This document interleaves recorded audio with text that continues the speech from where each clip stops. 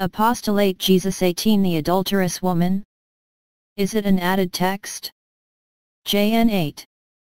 The adulterous woman, whom Jesus saved from stoning, is it a real text of the Gospel according to St. John, or is it a text added later?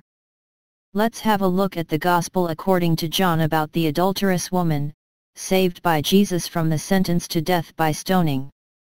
Is it authentic, or was it added to the Gospel later on? This story is found in chapter 8 of St. John.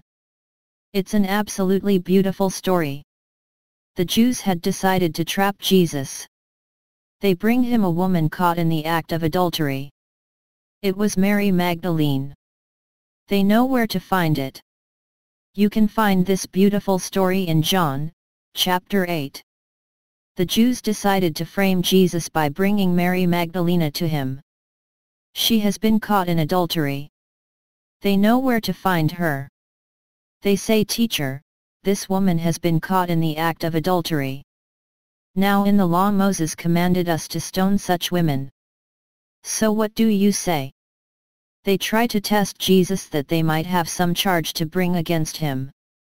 If he says, "Stone her," his message of love is fake. If he says, "Do not stone her," he stands against the law of Moses. Either way he is wrong.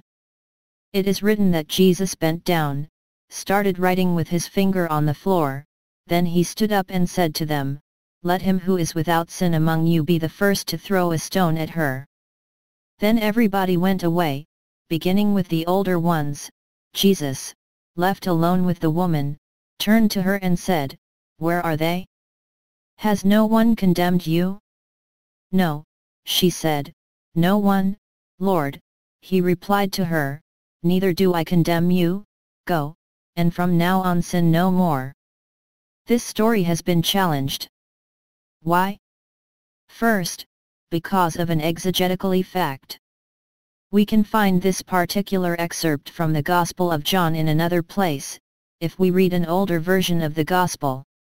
That brought the suspicion it was an add-on. Actually, there is a deeper reason. A human one. Stoning adulterous women brings a contradiction in men's hearts. In one hand, they would secretly be pleased to have sex with her, when on the other hand, they despise her for being adulterous, considering she could be the mother of their child, not being aware of it. Men have been struggling about this feeling for ages. In case of adultery, the law of Moses punishment is stoning to death. So does Islam.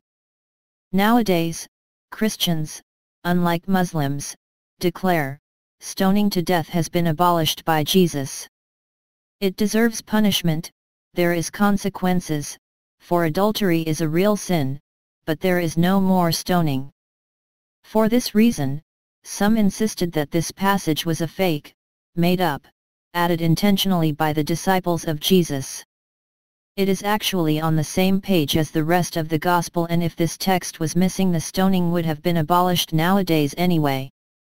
Jesus says, "But I say to you that everyone who is angry with his brother will be liable to judgment, whoever insults his brother will be liable to the council, and whoever says, 'You fool,' will be liable to the hell of fire."